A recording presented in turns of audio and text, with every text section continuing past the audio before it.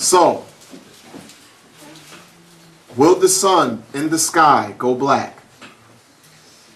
If it do, and if the moon go red as blood, and the stars, not just the stars go dark, in some places they'll say they go dark, but they're going to fall out the sky and not be in there no more.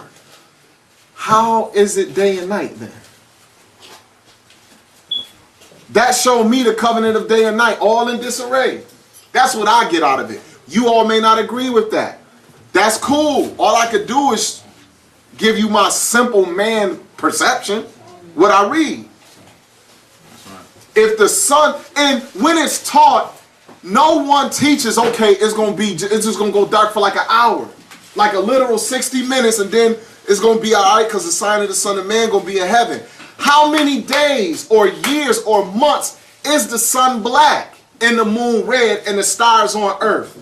Or fell past the earth, whatever it is, how long is that period? Because if that's the case, you won't be able to tell if it's day or night, because the sun and the moon and the stars have stopped doing what he set them in order to do since we read Genesis. Can't have feast days. Can't even have no feast day. He said in the prophets, is it Isaiah, from one new moon to another, from one side? How you going to have new moons? When the new moon if that joint red? And we ain't got no clue when it's going to unred itself.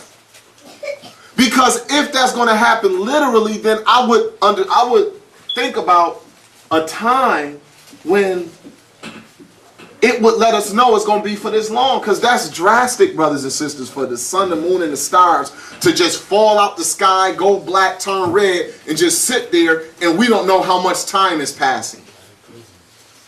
That is cataclysmic. It do represent something cataclysmic. It do.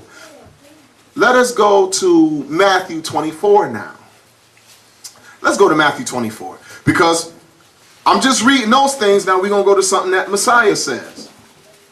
He who spoke in parables. He's still speaking in parables. And that's why these things are being taught, I'm convinced, in a lot of places out of order. Matthew 24, and when you get there, brother, read verses 29 through 31. Matthew 24, verses 29 through 31.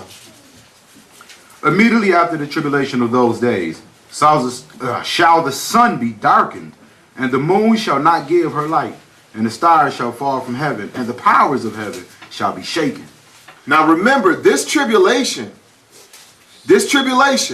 when it ends, the sun is going to be dark, the moon won't give her light, and the stars are going to fall, brothers and sisters, out the sky. And the powers of heaven shall be shaken. That's the name of the lesson. The powers of heaven shall be shaken. That's what he said. I believe him. Continue. I just want to make a go ahead, brother. Comment. And so far, so it seems like they represent some order. It's like when you compare the sun and the moon, you know, constantly going in their course and their season. And how he also said, his David shall always have a son on the throne, and the Levites shall always minister. Like that's an order. Like every son that's going to sit on the throne, all the way up to the Messiah, had to be in order. And just like the Levites, nothing could break that order. They had to be the ministers. Right. So, and that's another order. Just a little clue. No, that's that's lovely. Finding some clues, some cookies you dropping on the way to. No, that's what's up. That's what's up. So far. That's right. Follow the cookies to the door with the golden key. That's right. Follow the cookie crumbs. Yeah. All right, let's continue now. Let us go to Matthew 24. Oh, we already there. Read verse 30. You read 29. And then shall appear the sign of the Son of Man in heaven, and then shall all the tribes of the earth mourn, and they shall see the Son of Man coming in the clouds of heaven with power and great glory. And he shall send his angels with a great sound of a trumpet, and they shall gather together his elect from the four winds, from the one end of heaven to the other. Now learn a pair. That's good. Okay. They're going to gather the elect from where, brother? From the four winds of heaven. From the four winds of heaven. It say from one end of heaven to the other. So the elect of God are in heaven. And the angels are going to gather them from one end of heaven to the other. But guess what's also going to appear in heaven? The sign of the Son of Man. Now, is that the sky above us, or is that the earth, period? In the whole atmosphere? Because if the dead going to be raised, they coming up out the sea and coming up out the literal land, dirt, earth.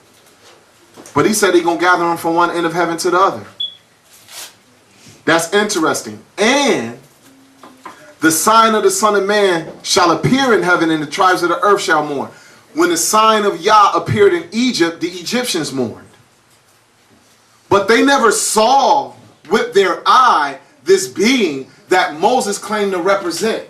But they saw his sign in Egypt. His signs was all through Egypt. And because of what they saw, what did the Egyptians do? Some of them started to do what? They started to fear the God of the Israelites because they saw his sign in Egypt. Didn't see him though, but saw his sign. And some of them who left with the Israelites saw more later in that wilderness. But it said they shall see the sign of the Son of Man in heaven first. Then they shall see the Son of Man coming in the clouds of heaven with power and great glory. Let us just be real attentive unto the phrasing and unto the words. And let us understand Bible language. This book has a certain kind of speech to it that we have to understand. It talks in a certain way. And because of how it talks, when you read something like what we just read in Matthew or the other things that we read in Revelation that seem similar to what he just said about the sun, moon, and the stars, we need to go to the prophets because they all speak in the same language. They all speak in the same kind of speech. Let us go to Romans 13. So, the powers of heaven shall be shaken, and the elect shall go from one end of heaven to the other, gathering the elect. And the sign of the Son of Man shall appear in heaven. Romans 13, verses 1 through 3.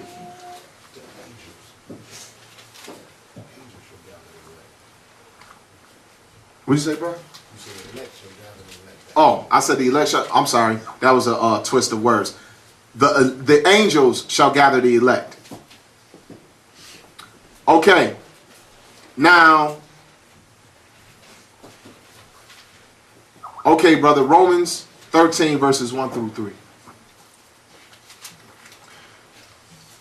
Let every soul be subject unto the higher powers.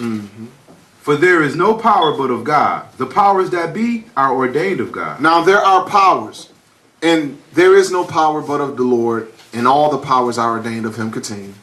Whosoever therefore resists the power, resisteth the ordinance of God. We resist. Now, you just talked about an order. Right. That God has set, and he gave a couple descriptions, the order of Israel, and comparing if that order be broken, then his order with the literal sun and moon be broken. But here he talks about it. Israel ain't the only ones with order. All the nations have an order, and he's telling you that the order of the nations and their power in the earth is given to them by him. So if you resist them in their power, you are resisting God. How you like that? Continue. Verse 2. Whosoever therefore resists the power, resist the ordinance of God. And they that resist shall receive to themselves damnation. Why people think God is against all the nations. So if you resist them, then why would God have a problem with that? Context. Next verse explain it. Go ahead. For rulers are not a terror to good works. Oh, so the powers that be are rulers, and they are not a terror unto good works. Continue. But to the evil. Will thou then not be afraid of the power? The what? The power. The power. Do that which is good, and thou shalt have praise of the same. So when he talks about you receiving damnation, he's talking about it's things that we will do that is against the law of the Most High himself. Because he gave man the conscience to even be able to set the order in their own nations that walk in their own imagination and they don't walk after his ordinances necessarily. They still have in countries that ain't got nothing to do with the God of Israel, stealing is not correct. Yep.